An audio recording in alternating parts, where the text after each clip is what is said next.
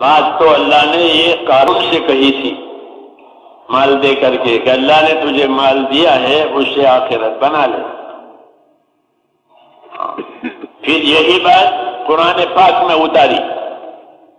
قرآن پاک اترا ان باتوں کو، اس بات کو لے کر کے، اور تمام دنیا کے لوگوں کو یہ ارشاد فرمایا کہ جو کچھ اللہ نے دیا ہے اس سے آخرت بناؤ. مال دیا ہے تو مال امانت ہے، اس سے آخرت بن جائے گی. مال نعمت ہے، اس سے آخرت بن جائے گی. اولاد ملی ہے کہ وہ نعمت ہے، وہ امانت ہے، اسے آخرت پر لگاؤ. اسے آخرت پر لگاؤ تاکہ وہ آخرت والے بنے، تمہارے لیے صدقہ جاریہ بنے تمہاری اولاد. ولد صالح کہ نیک اولاد، کہ نیک اولاد کی علامت کیا؟ کہ جو ماں باپ کے مرنے کے بعد ان کے لیے دعا مانگے.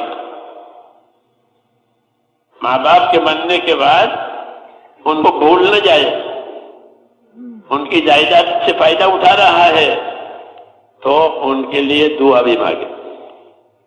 دعا سکھائی، وَقُلْ رَبِّ ارْحَمْهُمَا كَمَا رَبَّيَانِي صَغِيرًا، کہ ماں باپ کی خدمت کرو اور ان کے لیے دعا مانگو. اور یہ دعا مانگو،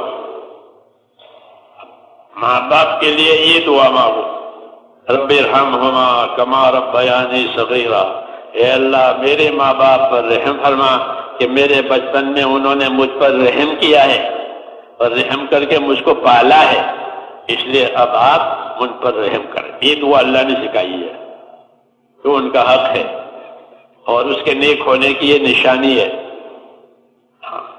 کہ اولاد میں نیکی آ گئی، زندگی میں نیکی آ گئی. تو رسول صلی اللہ علیہ وسلم نے ان تمام خیر کو اجمالی طور پر اور مختصر انداز میں فرمایا کہ تم کو آخرت کے لیے پیدا کیا ہے. نبیوں کی دعوت میں آخرت کو خاص اہمیت ہوتی ہے، ان کی نگاہ میں آخرت ہی ہوتی ہے.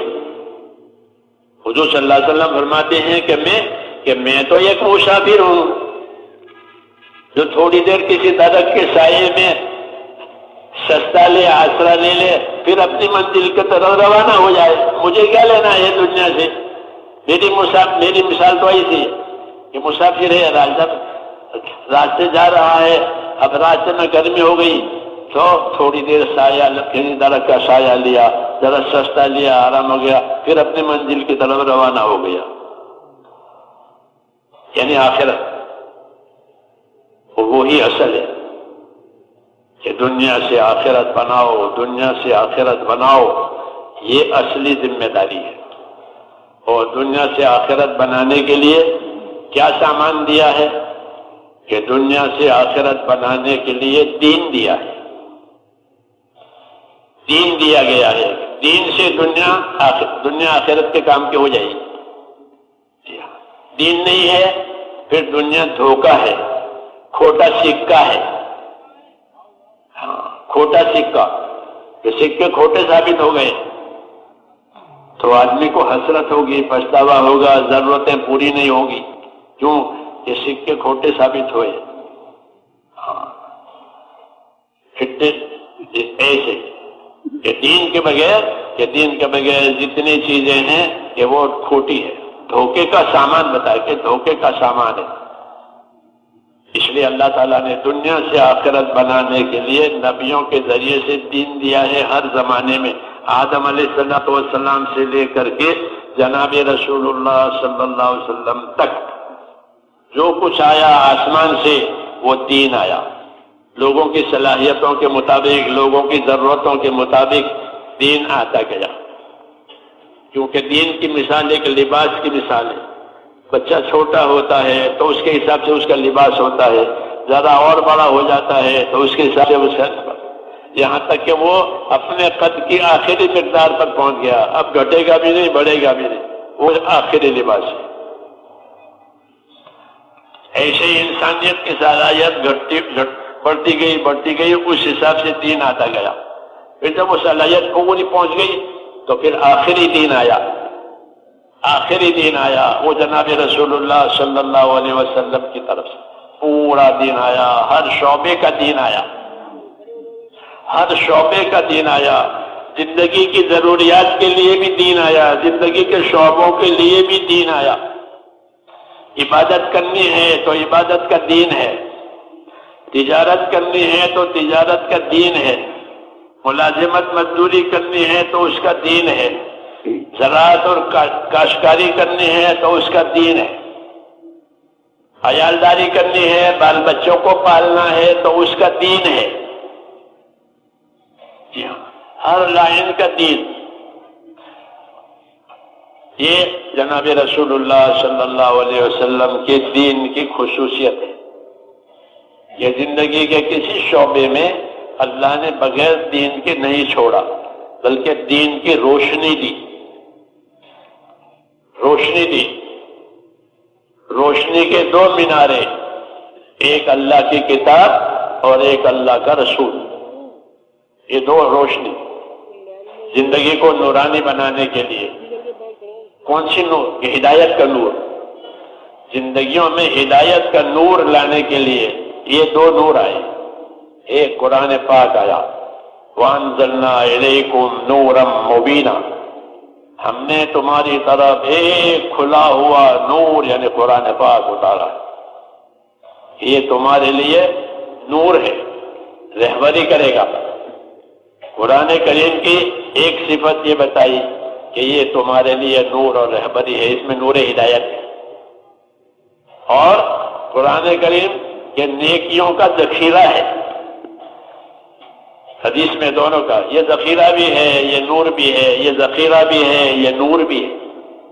یہ ذخیرہ تو اس لیے ہے کہ بہت زیادہ ثواب قرآن پڑھنے سے ملتا ہے۔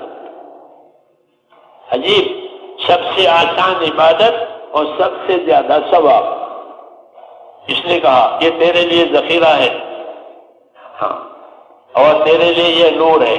حدیثوں میں ہے کہ نور بھی ہے، ذخیرہ بھی ہے، نور بھی ہے، ذخیرہ بھی ہے۔ کہ نور ہدایت، نور ہدایت ہے یہ قرآن کریم پر ایمان اور قرآن کریم پر عمل، جیسے حضور نے بتایا کہ ہاں یہ نور ہے، دلوں میں بھی نور ہے، قبر میں بھی نور ہے۔ اور ذخیرہ نیکیوں کا، کہ ایک حرف پر 10 نیکی ملنا یہ تو کم سے کم ہے، کہ ایک حرف 10 نیکی، الف لام میم 30 نیکی ملے گی۔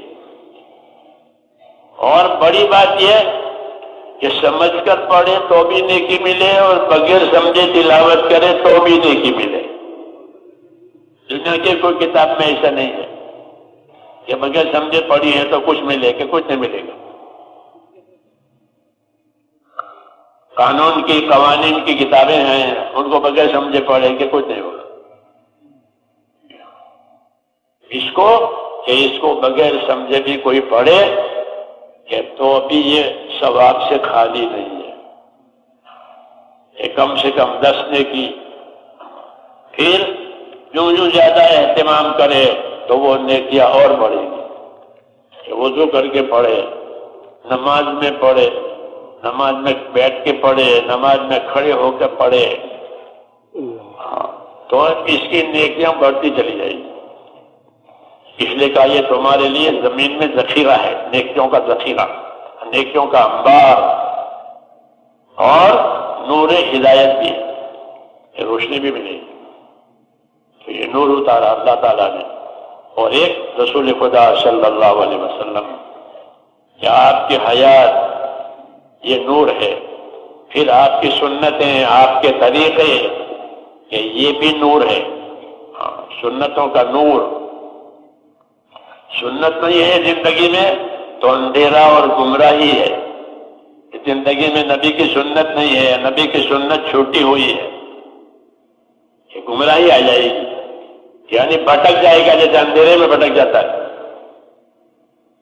ابن مسعود فرماتے تھے کہ وَلَوْ تَرَكْتُمْ سُنَّةَ نَبِيِّكُمْ لَضَلَلْتُمْ، کہ اگر تم اللہ کے نبی کی سنت کو چھوڑ دو گے تو پھر بھٹک جاؤ گے، راستے پر نہیں رہو گے، بھٹک کر کے ہلاک ہو جائے گے۔